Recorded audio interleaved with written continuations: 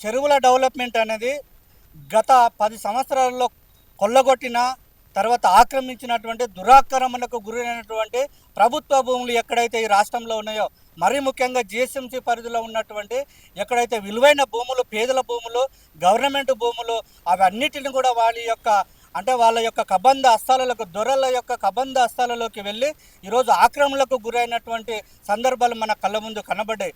వర్షాకాలం వచ్చిందంటే గత 10 సంవత్సరాల్లో చూసినాం, ఎన్నో వరదలు వచ్చి ఎంతోమంది నిరాశ్రయులై ఈరోజు మూసీ నది లాంటి వాగులలో కొట్టుకుపోవడం జరిగింది.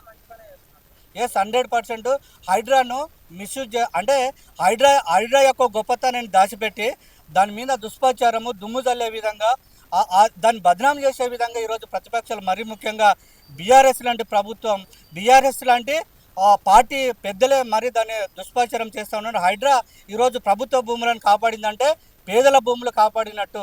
ఈరోజు ఏదో 1-2 ఇన్సిడెంట్స్లను చూపించి అది దాని యొక్క ప్రాముఖ్యతను తగ్గించే విధంగా దుష్ప్రచారం చేస్తున్నారు. అది ముమ్మాటికి తప్పనేది మేము ఖండిస్తాం.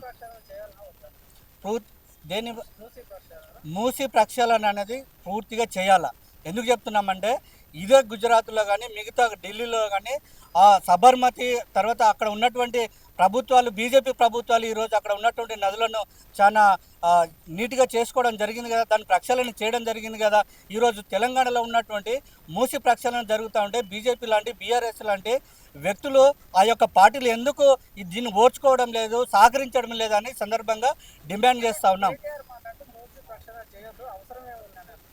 కేటీఆర్ అట్లనే అంటాడు. ఎందుకంటే కేటీఆర్ కట్టినటువంటి కాళేశ్వరం లాంటివి, పాలమూరు రంగారెడ్డి లాంటివి అన్నీ కూలిపోయినాయి, కాలిపోయినాయి, గంగపాలైనాయి. ఈరోజు నగరం నడిబొట్టున మొత్తం మూసి కూడా ఈరోజు ఎంతోమంది అనారోగ్యాలకు కారణమవుతున్నటువంటి నగరం నడిబొట్టున ప్రపంచవ్యాప్తంగా విశ్వనగరంగా విరదిల్లినటువంటి హైదరాబాద్ను మూసీ నది ప్రక్షాళన కాకుండా ఈరోజు వాళ్ళకు కాంగ్రెస్ పార్టీకి ఎక్కడ పేరు వస్తుందో, ప్రజలలో ఎక్కడ మళ్ళీ పెద్ద ఎత్తున ఈ యొక్క మద్దతు వస్తుందని భయపడి ఈరోజు బీఆర్ఎస్ వాళ్ళు దుష్ప్రచారం చేస్తూ ఉన్నారు. మేము ముమ్మాటికి దాన్ని ఆపేది లేదు, ఖచ్చితంగా చేస్తూ ఉన్నాం. సంక్షేమము, అభివృద్ధి కాంగ్రెస్ పార్టీ యొక్క నినాదం. అది వెన్నెముకగానే పనిచేసినటువంటి గత 100 సంవత్సరాల చరిత్రలో ఈ రాష్ట్రంలో, ఈ దేశంలో చూసినాం.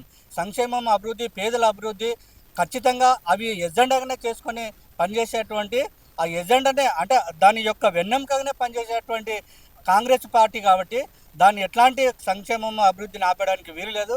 అయినా కానీ లక్షల కోట్ల డబ్బులు అప్పులలో ఉన్నా కానీ, కొల్లగొట్టినా కానీ అదంతా కూడా ధ్వంసం జరిగినటువంటి ఈ రాష్ట్రాన్ని మళ్ళీ పునర్నిర్మాణం చేసే భాగంగా, అందులో భాగంగానే విజన్తోన డిప్యూటీ సీఎం గారు చాలా ఆహర్నిశలు, పిసిసి అధ్యక్షులు కూడా పెద్ద ఎత్తున ప్రజలలో మద్దతు వస్తూ ఉన్నది.